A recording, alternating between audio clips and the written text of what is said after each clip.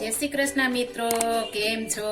मजामां ने आज आपणे सूरतનું પ્રખ્યાત ખીચું બનાવવાના છે। એ પણ હેલ્ધી આપણે ઘઉંના લોટનું બનાવીશું। આપણે નાના બાળકોને ખાવું હશે તો પણ નુકસાન ન કરે એ રીતના આપણે ખીચું બનાવીશું ઘઉંના લોટનું। આપણે નાની 3 વાટકી પાણી ગરમ મૂકી દીધું છે। આપણે 1 વાટકી લોટ હોય તો આપણે 3 વાટકી પાણી મૂકવાનું છે। કોઈ પણ પરફેક્ટ માપ લઈ લેવાનું, તમારા ઘરમાં કટોરી કે કપ જે હોય તે એક જ સરખું માપ રાખવાનું છે। અને તેમાં આપણે સિંગ તેલ નાખીશું 2 ચમચી નાની, આખું જીરું, લાલ મરચું નાનું નાનું કટિંગ કરી લીધું છે। જો નાના બાળકોને દેવું હોય તો લાલ મરચું નહીં નાખવાનું, હિંગ, ધાણા ભાજી, સ્વાદ પ્રમાણે નિમક, 1-2 આંગળી અને અંગૂઠાની વચ્ચે આવે તેટલો પાપડ ખારો આટલો જ નાખવાનો છે, વધારે નથી નાખવાનો। આપણે 1 ભાગનું પાણી ભરી જાય ત્યાં સુધી આપણે રાખવાનું છે। 1 ભાગનું ભરી જવું જોઈએ તો જ આપણે ખીચું મસ્ત બનશે। 3 ભાગનું રેન 1 ભાગનું બળી જાય તે રીતના આપણે એકદમ સરસ પાકવા દેવાનું છે। તેમાં 1 ચપટી આપણે તલ પણ નાખીશું। આપણે નાના બાળકો ન ખાતા આ રીતના નહીં ખાશે અને આપણે શિયાળામાં એકદમ હેલ્ધી છે અને તલથી કેલ્શિયમ આપણે મળે છે। એકદમ સરસ પાકવા દેશું। આપણે 1 ભાગનું બળી ગયું, 3 ભાગનું છે। હવે તેને આપણે વેલણ વડે આ રીતના થોડો થોડો લોટ નાખતા જઈશું, હલાવતા જઈશું। ગાંઠા ન પડે તેનું ખાસ ધ્યાન રાખવાનું છે। આપણે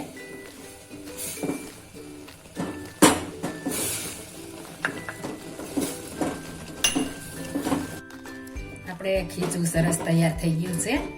આ રીતના એકદમ સરસ આપણે મિક્સ કરી લેવાનું છે। આ રીતના એકદમ સરસ કરીશું એટલે આપણે એક પણ ગાંઠા નહીં રહે, એક પણ આપણે ગાંઠો ન લેવો જોઈએ, એ રીતના આપણે મિક્સ કરવાનું છે। હવે આને આપણે મસળી લેશું। આપણે એક ડીશમાં કાઢી લીધું છે। આ રીતના આપણે મસળી લેશું। તેલ આપણે ડીશમાં લગાડી લેવાનું છે। એકદમ સરસ મસળાઈ જશે એટલે આપણે એકદમ મસ્ત ખીચું બનશે।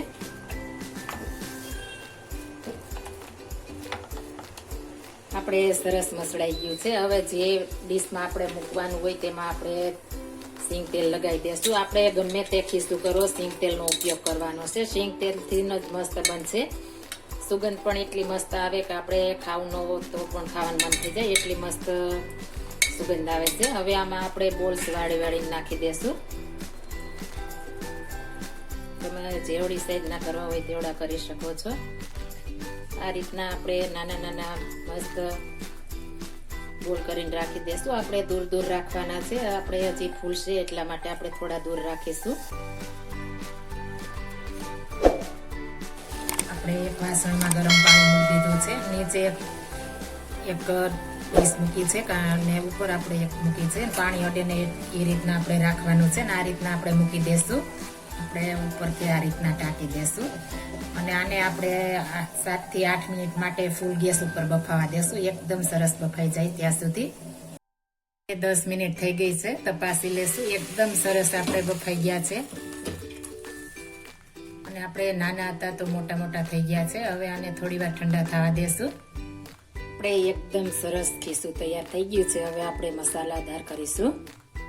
આપણે થોડો એવો આમચૂર પાવડર નાખીશું એટલે ખટાશ હશે તો નાના બાળકોને પણ ખાવાની મજા પડી જશે। અને ઉપરથી આપણે ચટણી નાખીશું। આપણે નાના બાળકોને જો ખાવાનું હોય તો ચટણી નાખવાની નથી। હવે સિંગ તેલ નાખી દેશું। સિંગ તેલથી એકદમ મસ્ત ખાવાની મજા પડી જાય છે, એટલી મસ્ત બને છે। એકવાર જરૂર ઘઉંના લોટનું ખીચું તૈયાર કરજો, એટલું મસ્ત બને છે કે તમે ચોખાના લોટનું પણ નહીં ખાવ એટલું મસ્ત આપણે હેલ્થી પણ શરીર માટે થાય છે। અને ઉપરથી આપણે ધાણા ભાજી સ્પ્રિંકલ કરી દઈશું। તો તૈયાર છે આપણું ઘઉંના લોટનું સુરતનું ફેમસ ખીચું। આ રીતના એકવાર જરૂર બનાવજો, નાના મોટાને બધાને પસંદ આવશે, એટલું મસ્ત બને છે। જો આ મારી રેસીપી પસંદ આવી હોય તો મારી ચેનલ લાઈક, શેર અને સબસ્ક્રાઈબ કરી દેજો। ફરી મળીશું નવી રેસીપી લઈને। જય શ્રી કૃષ્ણ।